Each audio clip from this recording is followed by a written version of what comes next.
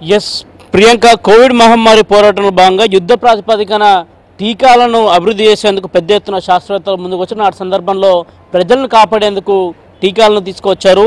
చాలామందికి corona vaccine ఇచ్చారు. దాదాపు దేశంలో అందరూ కూడా కోవిడ్ వ్యాక్సిన్ 2 విడతలుగా తీసుకున్నారు. మరో కొంతమంది బూస్టర్ డోస్ సైతం కూడా తీసుకున్న పరిణామాల సందర్భాలు మనం చూసాం. అయితే కరోనా నుంచి ప్రజలను ప్రాణాలను కాపాడంలో వ్యాక్సిన్లది కీలక పాత్ర అయినప్పటికీ కూడా కానీ టీకాల దుష్ప్రభావం వల్ల గుండె మెదడు సంబంధిత వ్యాధులు వంటి చోటు చేసుకుంటూనే వార్తలు పెద్ద ఎత్తున కూడా ఆందోళన కలిగిస్తున్నాయి. ఇటీవల వరల్డ్ హెల్త్ ఆర్గనైజేషన్ నిర్వహించిన ఒక అధ్యయనంలో కూడా కీలక అంశాలు కూడా తెరపైకి వచ్చాయని చెప్పాల్సి ఉంటుంది. వివిధ దేశాల్లో టీకా తీసుకున్న పలువురిలో గుండె సమస్యలు, మెదడు రక్తనాళాల్లో రక్తం గడ్డకట్టడం వంటి దుష్ప్రభావాలు కనిపిస్తున్నాయని కూడా చాలా స్పష్టంగా తెలుస్తుంది. ఇక WHO పరిశోధన విభాగం గ్లోబల్ వ్యాక్సిన్ డేటా నెట్వర్క్ చెందిన శాస్త్రవేత్తలు చేపట్టిన అధ్యయన ఫలితాలను వ్యాక్సిన్ అనే సైన్స్ జర్నల్లో నివేదిక అందించారు. దాదాపు 2000 సంవత్సరంలో భారత్లో ఏదైతే కరోనా మహమ్మారి ఎంటర్ అయిందో నాటి సందర్భం నుంచి దాదాపు 2 ఏళ్ల పాటు దాని దుష్ప్రభావాన్ని కూడా చూసాం. పెద్ద ఎత్తున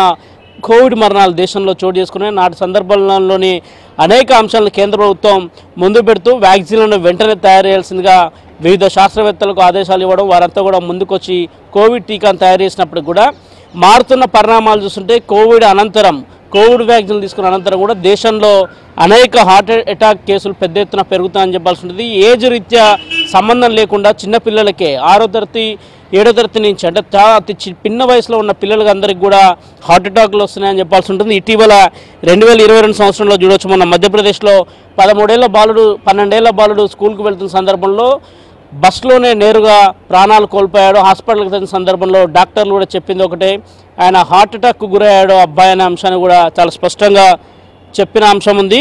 అదేవిధంగా మరోవైపు అత్యధికంగా ప్రభుత్వ గణాంకాల ప్రకారం 2022లో చూసుకుంటే దాదాపు దేశంలో గుండెపోటు కేసుల గణనీయం కూడా మరింత పెరిగింది. 12.5%, 12.5% హార్ట్ అటాక్ కేసులు దేశంలో నమోదవుతున్నాయంటే కూడా దాని ఫలితాలు ఏ విధంగా కూడా అర్థం చేసుకోవచ్చు.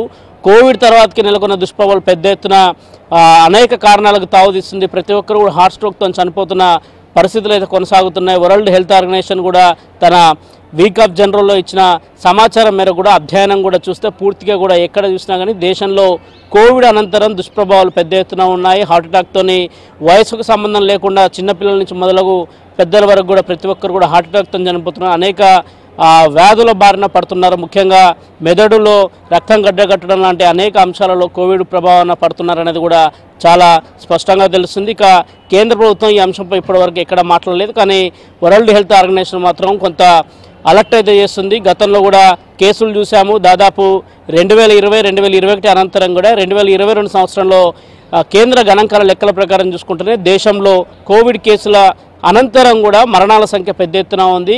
12.5% కేవలం హార్ట్ స్ట్రోకులతోనే చనిపోతున్నారనే అంశాన్ని కూడా బట్టబయలు చేస్తుంది ప్రియాంక.